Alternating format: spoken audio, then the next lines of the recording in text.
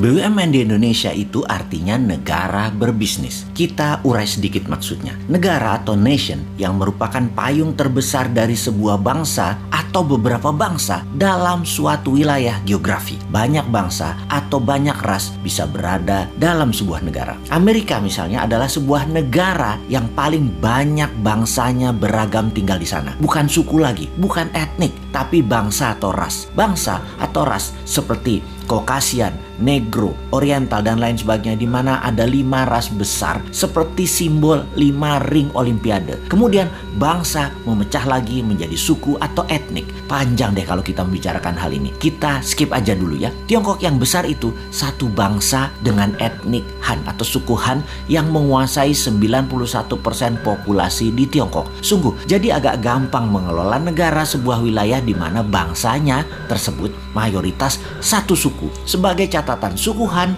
merupakan suku terbesar di dunia. 19% dari penduduk dunia adalah suku Han dan 91% penduduk Tiongkok berasal dari suku ini. Setiap bangsa walaupun berbeda warna kulitnya, semua kita satu spesies humankind, yaitu Homo sapiens. Ada yang good, ada yang bad, ada yang baik, ada yang buruk. Jadi tidak bisa kita katakan ras tertentu baik, ras yang lainnya jelek. Kembali ke negara. Ketika sebuah penduduk di suatu wilayah membuat kesepakatan, membuat undang-undang dasar, membuat ADART deh kalau itu koperasi, memilih sistem bernegara, bisa presidensial, bisa parlementer, bisa monarki, lalu sistem pemerintahnya mengambil misalnya otoritarian, demokrasi, komunisme, sosialisme, apapun. Silahkan, selama isi satu negara tersebut setuju, maka negara itu berdiri dan menjalankan kehidupan bernegaranya. Di dalam bernegara ada Ipolek Sosbud Hankam, ideologi, politik, ekonomi, sosial, budaya, pertahanan, dan keamanan.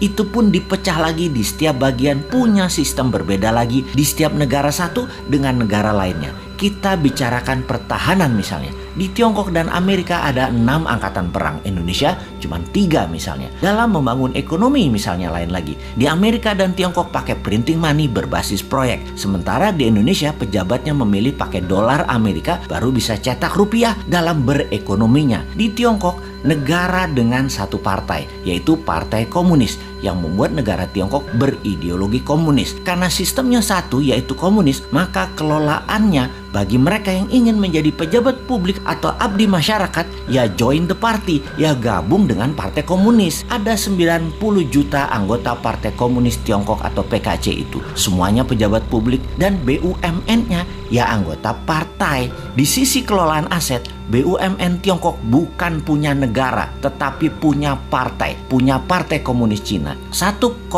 miliar warga Tiongkok dikelola oleh 90 juta anggota partai PKC, termasuk tentaranya. Tentara Tiongkok itu adalah toolnya partai. Di Amerika di sisi lain memiliki banyak partai politik, namun dalam 100 tahun belakangan hanya 2 partai besar, yaitu Partai Demokrat dan Partai Republik. Partai Demokrat berciri heavy on government atau semua sektor pemerintahan yang atur. Di Partai Republik heavy on private, apa-apa swasta kalau Partai Republik berkuasa. Jadi di Amerika tidak ada BUMN. Negara tidak berbisnis di Amerika. Amerika tuh negara swasta. Demokrat menang, banyak proyek pemerintah yang digarap tetap swasta. Di zaman Republik berkuasa, program pemerintah kecil namun swasta yang garap semua proyeknya. Kalau Tiongkok, negara Partai Komunis. Kalau Amerika, negara swasta. Kita ke Indonesia sekarang, negara yang sejak reformasi masih mencari bentuk. Dulu sangat presidensial. Parlemen terkenal dengan perkataan setuju, manut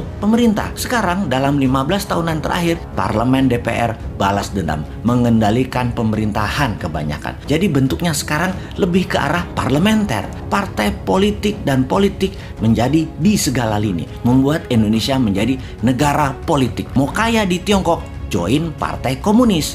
Mau kaya di Amerika, di swasta plus berbisnis dengan politikus. Mau kaya di Indonesia, berpolitik bersama partai politik, mainkan anggaran pemerintah dan kebijakan pemerintah. Gitu doang. Jadi mulai lihat bedanya. Mengingat sejarah sebentar, di pertengahan tahun 50-an, sekitar tahun 57, tahun 58, Partai Komunis Indonesia mengusulkan ke Pak Karno, presiden sewaktu itu, untuk menasionalisasi aset-aset milik Belanda, di mana aset tadi menjadi milik negara. Dan tidak heran ketika hal itu dijalankan, pejabatnya perusahaan Belanda yang dinasionalisasikan tersebut adalah orang-orang komunis Indonesia. Inilah yang membuat Partai Komunis Indonesia PKI memiliki pendanaan sehingga di tahun 60-an awal kekuatan mereka meningkat. Satu hal yang mereka minta kemudian yaitu petani dipersenjatai sebagai angkatan kelima, di mana kalau hal itu disetujui maka PKI punya semua, punya dana, punya BUMN, dan petani dipersenjatai. Mirip Partai Komunis Cina. Sehingga satu hal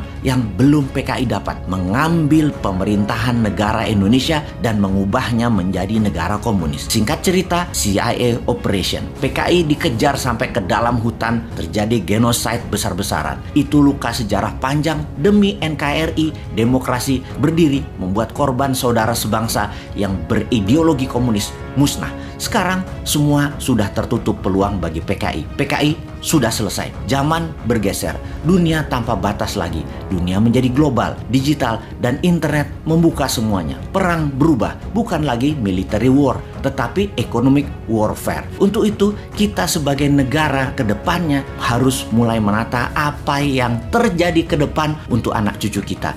Masih cocokkah negara berbisnis? Apakah akan membuat negara menjadi single party country seperti PKC di Tiongkok atau di Meksiko? Apakah negara politik seperti Indonesia saat ini cocok untuk kedepannya, yaitu membuat Indonesia menjadi negara superpower? Kalau sahabat punya usulan, usulkan. Kalau sahabat suka dengan politik seperti saat ini, ya teruskan. Yang pasti, menurut kaum New Mind, apa yang sekarang ada tidak akan membuat Indonesia menjadi negara superpower. New Mind punya ide lain, tidak merubah undang-undang dasar, tidak merubah Pancasila, dan pastinya NKRI garis lurus. Dan pasti Indonesia bersama New Mind akan menjadi negara superpower. Gak seperti kaum Old Mind yang sekarang menjabat, di mana superpowernya yang dibuat adalah Tiongkok, negaranya penyuplai doang.